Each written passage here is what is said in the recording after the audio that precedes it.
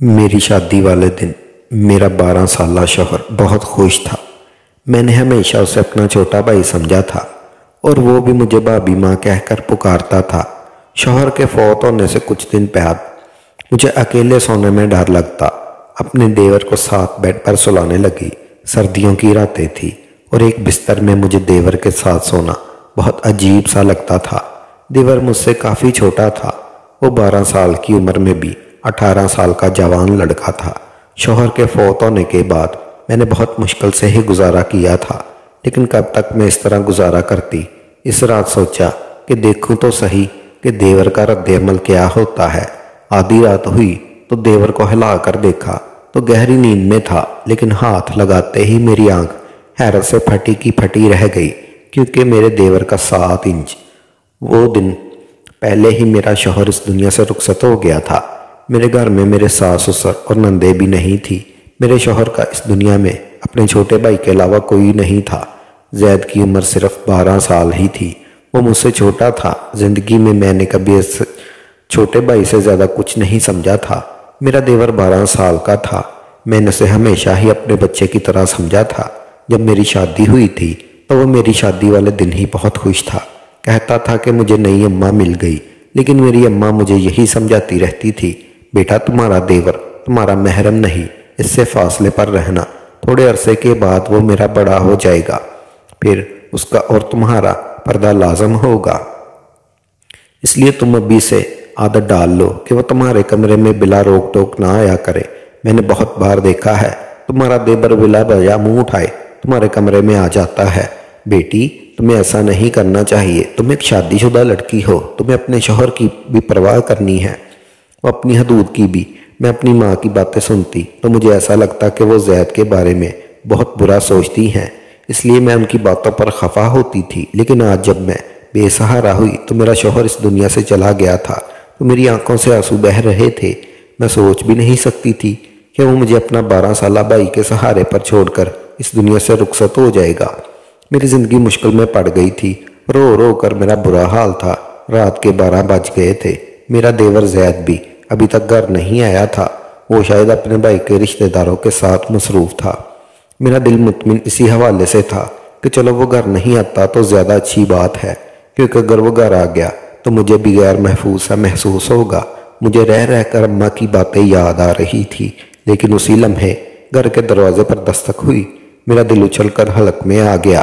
میں نے سوچا کہ پتہ نہیں کون ہوگا، مگر باہر سے زید کی آواز آئی، بھابھی دروازہ کھولے، میں ہوں۔ میں نے ڈرتے ڈرتے ہی دروازہ کھولا۔ آج تو مجھے یہ گھر جنگل جیسا معلوم ہو رہا تھا اور زید مجھے چھوٹا سا بھیڑیا لگ رہا تھا۔ پتہ نہیں کیوں میں اس بارے میں اتنا منفی سوچنے لگی تھی۔ بھابھی آپ نے کھانا کھایا؟ اس نے مجھ سے معصومیت سے پوچھا تھا۔ نظریں جھکی ہوئی تھی اور ساتھ ہی ہاتھ میں ایک تھیلی رکھی ہوئی تھی۔ تھیلی میں چاول تھے، چاول تیل والے لگتے تھے۔ اس نے ایک پلیٹ میں چاول ڈالے اور میرے سامنے لا کر رکھ دیے۔ بھابھی مجھے کھانا بنانا نہیں آتا، میں آپ کے لیے باہر سے لے کر آیا ہوں، آپ کھا لیں اور نہ یوں ہی بھوکی مر جائیں گی۔ میں اپنے بھائی کے بعد اپنی ماں کو نہیں کھونا چاہتا۔ زید کی آنکھوں میں آنسو بھی تھے۔ کہنے کو تو وہ مجھے ماں ہی کہہ رہا تھا، مگر پھر بھی اماں کی باتیں میرے ذہن سے نکل ہی نہیں رہی تھی۔ بھابھی آپ کی فکر کرنے کی ضرورت نہیں، میں آپ کا سہارا بنوں گا، آپ اس گھر سے بھی مت جائیے گا۔ وہ بڑی جذباتی باتیں کر رہا تھا، مگر میرے ذہن میں بہت سارے اندیشے مٹک رہے تھے۔ پھر اس نے ایک عجیب بات بولی، بھابھی آپ اس کمرے میں سو جائیں، دوسرا کمرہ تو چھت کے قریب ہے، مجھے پتہ نہیں کیوں ایسا لگتا ہے کہ آپ کو چھت والے کمرے کے ساتھ نہیں ہونا چاہیے، اور اب تو سب لوگوں کو پتہ ہے کہ ہمارے گھر میں فوت کی ہو گئی ہے، تو کوئی بھی بری نیت سے ہمارے گھر آ سکتا ہے۔ میں حیران تھی کہ زید اتنی چھوٹی عمر میں ایسی باتیں کیوں کر رہا ہے، کیا اسے کسی نے کچھ کہا ہے؟ مگر فی الحال جو بات اس نے کی تھی مجھے ٹھیک ہی لگی۔ میں اس کے کمرے میں چلی گئی۔ زید کا کمرہ دوسری طرف تھا، جبکہ میرا اور میرا شوہر چھت کے قریب والے کمرے میں رہتے تھے۔ مجھے بہت عجیب لگ رہا تھا۔ آج پہلی بار میں اپنے کمرے کے علاوہ کہیں آئی تھی، مگر جو کچھ میں نے اپنے دیور کے کمرے میں دیکھا، میری آنکھیں تو پھٹی کی پھٹی ہی رہ گئی تھی۔ تو کمرے کا دروازہ بند کرتے ہی میری نظر ایک ایسی چیز پر پڑی تھی جس نے میرے ہوش اڑا دیے تھے۔ ویسے تو بظاہر وہ 12 سال کا بچہ ہی لگتا تھا، مگر اماں والی بات صحیح تھی کہ جو کچھ وہ فی الحال کر رہا تھا وہ ایک بڑا اور ایک سمجھدار آدمی ہی کر سکتا ہے۔ زید کے کمرے اپنا زیور دیکھ کر میرا دل ہول اٹھا تھا۔ میں نے تو اسے کئی جگہوں پر کئی تالوں میں چھپا رکھا تھا، مگر یہ سب کچھ زید کے ہاتھ کیسے لگ گیا؟ بات بڑی عجیب سی تھی۔ میں دل میں سوچنے لگی کہ میں صبح ہوتے ہی اس سے بات کا سوال کروں گی، مگر اس وقت مجھے سخت نیند آ رہی تھی۔ میں نے دروازے کو اندر سے کنڈی لگا کر اچھی طرح سے لاک کر لیا اور پھر سونے کی تیاری کرنے لگی۔ پتہ نہیں کیوں مجھے بہت نیند آ رہی تھی، حالانکہ 2 دن سے مجھے زیادہ نیند نہیں آئی تھی، پر آج مجھے لگ رہا تھا جیسے زید کے لائے ہوئے چاول کھا کر میری آنکھوں پر تو غنودگی طاری ہو رہی تھی۔ میں نے دل میں سوچا کہ کہیں چاول کھانے سے مجھے نیند تو نہیں آ رہی، مگر اتنا تو مجھے موقع ہی نہیں ملا۔ جب میری آنکھ کھلی تو صبح کے 10 بج رہے تھے۔ میں حیران ہو رہی تھی کہ آج مجھے اتنی نیند کیسے آ گئی، حالانکہ 2 دن سے مجھے بالکل نیند نہیں آ رہی تھی۔ لیکن آج چاول کھانے کے بعد میری آنکھیں ایسی بند ہوئی جیسے کسی کو شراب پلا دی گئی ہو۔ میں حیران ہو رہی تھی، ایسا ہونا تو نہیں چاہیے تھا۔ دل میں بار بار ایک ہی خیال آ رہا تھا کہ کہیں زید کے لائے ہوئے چاولوں کو کھا کر میں بے ہوش تو نہیں ہو گئی تھی۔ لیکن آخر زید ایسا کیوں کرتا؟ میں نے دل میں سوچا۔ آنکھیں ملتی ہوئی میں باہر آئی تو سامنے زید کچن میں چائے بنا رہا تھا۔ اسے دیکھ کر مجھے بہت برا لگ رہا تھا۔ بھابی آپ سو گئی تھی، آپ کو بہت اچھی نیند نہیں آئی؟ اس نے میری طرف پکارتے ہوئے دیکھ کر کہا تو میں نے اسے پچکے لہجے میں یہی کہا کہ آج مجھے بہت زیادہ نیند آئی۔ تو کیوں نہ بھابی، میں نے آپ کے چاولوں میں نہ سونے والی گولی ملائی تھی۔ میں نے اپنے دوست کو بتایا تھا کہ میری بھابی کو نیند نہیں آتی۔ اس نے مجھے کہا کہ تم ان کو کھانے میں نیند کی گولی ملا کر دے دیا کرو، اسے آرام سے وہ سو جائیں گی۔ میں حیران رہ گئی تھی کہ زید اتنی گھٹیا حرکت کیسے کر سکتا ہے۔ زید، تم ایسا سوچ بھی کیسے سکتے ہو؟ تم اپنی بھابی کو بے ہوش کرنا چاہتے تھے؟ نہیں بھابی، میں تو آپ کو اچھی نیند دینا چاہتا تھا، لیکن اب آپ اچھی خاصی تر و تازہ لگ رہی ہیں۔ یہ لے چائے پیئے۔ اس نے چائے میرے سامنے رکھی تو میں شک میں پڑ گئی۔ تم نے اس میں بھی کچھ ملایا تو نہیں؟ اللہ کی قسم نہیں بھابی، وہ تو میں نے آپ کی نیند کے لیے، آپ کے سکون کے لیے گولیاں ملائی تھی۔ کہتی ہیں تو یہ چائے میں آپ کے سامنے خود پی لیتا ہوں، بلکہ ہم آدھی پی لیتے ہیں۔ اس نے اس پیالی سے ایک گھونٹ بھرتے ہوئے مجھے دکھایا تو میں یقین کر بیٹھی۔ میں نے کہا کہ ٹھیک ہے، مجھے معاف کر دو، میں تمہارے بارے میں شکی ہو جاتی ہوں۔ میں زید کا چہرہ دیکھتی تو اس کی معصومیت پر مجھے یقین آ جاتا تھا، کیونکہ وہ واقعی اس کے چہرے پر بہت زیادہ معصومیت اور شرافت تھی۔ میں نے آج سے اسے کچھ نہیں کہا تھا، جاننا چاہتی تھی کہ وہ آگے خود سے کیا کہے گا، کیونکہ جو کچھ میں نے اس کے کمرے میں دیکھ کے آئی تھی اس کی تو کوئی معافی نہیں تھی۔ تھوڑی دیر بعد اس نے خود ہی منہ کھول لیا۔ بھابی، میں آپ کے زیور بیچنا چاہتا ہوں۔ میرا ایک بہت ہی جاننے والا، مخلص اور ایماندار انکل ہے، وہ ہمارے زیور بیچ کر ہمیں بہت سارے پیسے دیں گے۔ ہم ان پیسوں سے گھر خرید لیں گے۔ اس کرائے کے گھر میں ہم کب تک رہیں گے؟ مالک مکان تو پرسوں کرایہ لینے آ جائے گا، ہمارے پاس تو پیسے ہی نہیں ہیں۔ زید کی بات سن کر میں حیران ہو گئی تھی۔ ابھی تک ایسا تو میں نے سوچا بھی نہیں تھا، پھر وہ کیسے سوچ سکتا تھا؟ بات بڑی عجیب تھی۔ میں نے کہا زید، تمہیں یہ خیال کیسے آیا کہ ہم نیا گھر بنائیں؟ بھابی، میں نے آگے شادی بھی کرنی ہے، ہم نے ساری زندگی ایک ساتھ رہنا ہے۔ نیا گھر ہونا چاہیے ہمارے پاس، اور نہ کرائے کے گھروں میں تو انسان صرف ذلیل اور سوارے ہوتے ہیں۔ زید کی بات سن کر اس لیے میں نے اسے زیور والے معاملے پر کچھ نہیں کہا، لیکن مجھے ڈر تھا کہ وہ زیور بیچ کر ہمارے پاس اگر پیسے نہ آئیں تو کیا ہوگا۔ میں ایک بیوہ عورت تھی، میرا دیور 12 سال، تو ایسے ہی میں کوئی بھی آرام سے بآسانی سے دھوکہ دے سکتا تھا۔ میں نے سوچا کہ اس بارے میں کسی سے مشورہ کر لوں یا اپنے مائکے والوں سے کہتی ہوں، وہ میری مدد ضرور کریں گے۔ زید تو چھوٹا بچہ تھا جس کی اس بات پر مجھے ابھی تک غصہ تھا کہ اس نے میرے کمرے سے آخر اتنے تالے توڑ کر وہ زیور کیسے نکالا، جبکہ تالے ٹوٹے ہوئے بھی نہیں تھے۔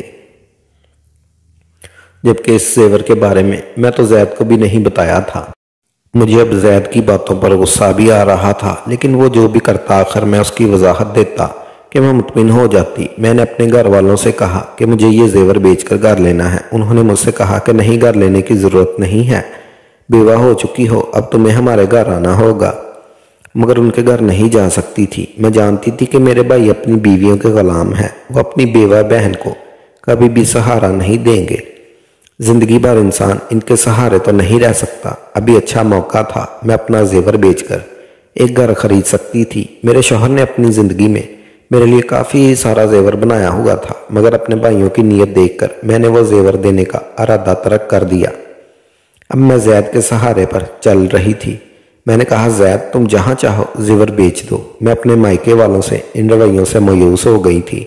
जैद ने अपनी इन्हीं अंकल को वो जेवर जाकर दे दिया और 2 ही दिन के बाद हम एक बहुत मुनासिब जगह पर घर ढूंढकर घर की चाबी और कागजात उन्होंने जैद के हवाले कर दिए।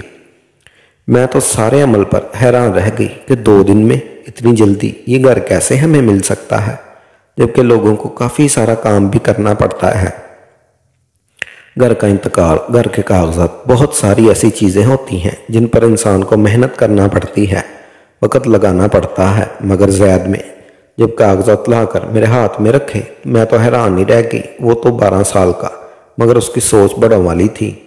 फिर उसने एक अजीब सी बात कही। कहने लगा कि भाभी, हम सारा घर साफ कर लेंगे, तो आपसे ज़रूरी बात करनी है। आज जैद की आंखों में अजीब सी लग रही थी। उसकी नज़रों में कोई अजीब सी बेचैनी थी, जिसे देखकर मैं समझ नहीं पा रही थी कि वो मुझसे क्या कहना चाहता है। इस वक्त मैं जल्दी में थी। हमने घर में सारा सामान भर दिया था। अब हमें आगे की फिक्र थी कि हमारा खाना पीना राशन कहाँ से होगा, जबकि मैंने तो कभी ज़िंदगी में बाहर जाकर कोई नौकरी भी नहीं की थी। फिर जैद ये क्यों कह रहा था कि उसे मुझसे कोई ज़रूरी बात करनी है। पता नहीं उसने मुझसे क्या बात करनी होगी। मेरे जहन में बहुत सारे सवाल थे, पर मैं फ़िलहाल चुप रहना चाहती थी। शाम को मैंने सारा सामान अपनी अपनी जगह रख दिया। वैसे भी हमारा सामान मुख्तसर ही था। हमारे पास ज़्यादा माला दौलत नहीं थी जिसे हम लिए फिरते। मैंने सारा काम करने के बाद अच्छा सा खाना बनाया। मैं जैद का इंतज़ार कर रही थी, क्योंकि वो इस घर का हिस्सा था। मैं नहीं चाहती थी कि वो बाहर जाकर गंद मंद खाना खाए। मैंने उसके लिए खाना बहुत मेहनत से बनाया था, बिल्कुल वैसे ही जैसे अपने शौहर की वफ़ात से पहले बनाया करती थी। उसकी हर किस्म के लाड़ प्यार और नखरे उठाती थी। बहुत सारा खाना बनाने के बाद मैंने टेबल पर रख दिया। जैद के आने का इंतज़ार करने लगी, मगर आज वो घर नहीं आया। मुझे अजीब सा लग रहा था। उसे उस वक्त घर होना था जबकि रात के 10 बज चुके थे। भाई की वफ़ात से पहले तो वो शाम को तकरीबन 5 बजे घर आ जाता था। उसके बाद कभी घर से बाहर नहीं निकला। हाँ, हम लोग जब बाहर आइसक्रीम खाने जाते तो वो हमारे साथ ज़रूर होता था, लेकिन अकेला तो कभी घर से बाहर नहीं गया था। मुझे डर लग रहा था। उसका इंतज़ार करने लगी, यहाँ तक कि रात के 12 बज गए। 12 बजे उसने दरवाजे पर दस्तक दी। मैंने गुस्से से दरवाज़ा खोला। उस पर बरस पड़ी। कहा, कहाँ रह गए थे तुम? जैद, तुम्हें शर्म नहीं आती? मैं तुम्हारी बेवा भाभी तुम्हारा इंतज़ार कर रही थी। मैंने तुम्हारे लिए खाना बनाया और तुम हो कि अब अपने भाई के जाते ही आवारागर्दियाँ करने पर मजबूर हो गए हो। आखिर ऐसी कौन सी बात है जो तुम घर में नहीं कर सकते? बाहर जाना पड़ता है तुम्हें, दोस्तों को इधर ही बुला लिया करो। भाभी, मैं ऐसा नहीं कर सकता। उसने नज़रें उठाकर मुझे ऐसे गुस्से से देखा कि मैं डर गई थी, मगर वो तो एक बच्चा ही था। मैंने दिल में सोचा, मैं ऐसा डरा धमका तो सकती हूँ। मैं यही ख्याल करके उससे बात कर रही थी कि वो मुझ पर चला उठा। भाभी, बस कर दे मुझे, अब आपकी कोई बात नहीं सुननी, और जो आपने खाना पकाया है वो आप खुद खा लें। ये कहकर वो अपने कमरे की तरफ चला गया। उस वक़्त वो किसी 40 साल मर्द जितना गुस्सा कर रहा था। मुझे उस पर बहुत अफसोस हो रहा था। मुझे उस पर गुस्सा भी आ रहा था। वो गुस्से में था तो कोई बात उसके पीछे ज़रूर होगी। मैंने यही सोचकर उसके कमरे में जाकर दस्तक दी। उसने दरवाज़ा खोला और मुझे अजीब सी नज़रों से देखकर बोला, एक बात कहूँ भाभी, आप मुझसे शादी कर लें, वरना आप काफर हो जाएंगी। उसकी बात सुनकर मेरी आंखें फटी की फटी रह गई। तुम ऐसा सोच भी कैसे सकते हो? मैं तुमसे शादी करूँगी? कहाँ गया तुम्हारा अम्मा वाला राग? तुम तो मुझे सुबह शाम माँ कहते हो। अब क्या हो गया? किसने तुम्हारा दिमाग ख़राब कर दिया? ये बात, इतनी घटिया बात तुमने अपने जहन में सोची भी कैसे, और फिर मुंह से कैसे निकाली? मैं गुस्से से आग बगोला हो रही थी। वो बिल्कुल इसी तरह बिना किसी शर्मिंदगी के मेरे सामने हाथ बांध कर खड़ा मुझे टटकी बांधे देख रहा था। मुझे अब इसकी नज़रों से डर लगने लगा था। मैं एकदम बोलते बोलते चुप हो गई। वहीं से वापस मुड़ी और अपने कमरे में आकर बैठ गई। मैंने कमरे का दरवाज़ा अच्छी तरह से बंद कर लिया था। मेरा दिल ज़ोर ज़ोर से धड़क रहा था। मैं सोच भी नहीं सकती थी कि ज़ैद ऐसा निकलेगा और इस किस्म की बातें मुझसे करेगा। मैंने तो उसे हमेशा अपने बच्चों की तरह ही समझा था। अगरचा अभी मेरी औलाद भी पैदा नहीं हुई थी, लेकिन फिर भी ज़ैद के बारे में मेरे शौहर ने मुझे यही कहा था कि तुम हमेशा उसे अपनी औलाद की तरह समझ कर पालना, और उसकी माँ नहीं, अब्बा नहीं, तो अब तुम उसका सब कुछ हो। ज़ैद की इन बातों से मुझे बहुत तकलीफ़ हुई थी। मैंने सोचा था कि आज के बाद मैं ज़ैद से कोई बात नहीं करूँगी। कानूनन ये घर मेरे नाम था। मैं इस घर में खुद अकेली भी रह सकती हूँ। अगर किसी को मेरे साथ रहना हो तो मैं अपने मायके से किसी को बुला लूँगी, पर ज़ैद ने दोबारा ऐसी हरकत की तो मैं इसे घर से ज़रूर निकालूंगी। ये घर तो मेरे शौहर के पैसों का था और मेरे नाम पर था, लेकिन ज़ैद इसमें रहने का हक नहीं रखता था। अगर वो अपनी भाभी को इज्जत नहीं दे सकता जो इसे देनी चाहिए। मेरी खामोशी अब गुस्से में बदल गई थी। सुबह उठते ही मैंने ज़ैद के कमरे का दरवाज़ा ज़ोर से पीटना शुरू कर दिया। फिर मुझे एहसास हुआ कि वो इस कमरे का दरवाज़ा तो अंदर से बंद नहीं था। मैंने जब बाहर से दरवाज़ा को खोला तो आगे से कमरा खाली था। कमरे में कुछ भी नहीं था। ज़ैद कहाँ गया, मैं दिल में सोचने लगी। मेरा दिल गुस्से से पागल हो रहा था। मैंने बाहर वाले दरवाजे पर नज़र डाली तो दरवाज़ा बाहर से बंद था। इसका मतलब ज़ैद मुझे घर में कैद करके गया है। मैंने दिल में सोचा तो मुझे इससे नफ़रत होने लगी। इतना सा उम्र 12 साल है और हरकतें देखो। मैंने यही सोचकर अपने मायके जाने का फ़ैसला कर लिया, लेकिन फिर याद आया कि मैं तो इद्दत में हूँ। बार बार घर से निकलना अच्छी बात नहीं। बस यही सोचकर मैं बेबस होकर बैठ गई थी। शौहर की वफ़ात को महीना हो चुका था। इसके 1 महीने में ज़ैद कितना बदल गया था। मैं दिल में सोचने लगी, या अल्लाह मुझे औलाद दे देता तो मैं इस वक्त ज़ैद के सहारे ना होती। मैं अपनी औलाद के सहारे ज़िंदगी गुजार लेती। मगर अब मैं इसे क्या कहूँ, मेरा तो इससे कोई रिश्ता भी नहीं। जिस शख्स की वजह से रिश्ता था वो तो मुँह मट्टी तले जा सोया। आज मैंने सोच लिया था कि ज़ैद आए तो मैं इसे साफ साफ बात करूंगी कि अब वो इस घर में नहीं रह सकता। रात के तकरीबन 6 भी नहीं बजे थे, यानी अभी रात शुरू नहीं हुई थी कि मेरे घर के दरवाजे पर ज़ोर ज़ोर से दस्तक होने लगी।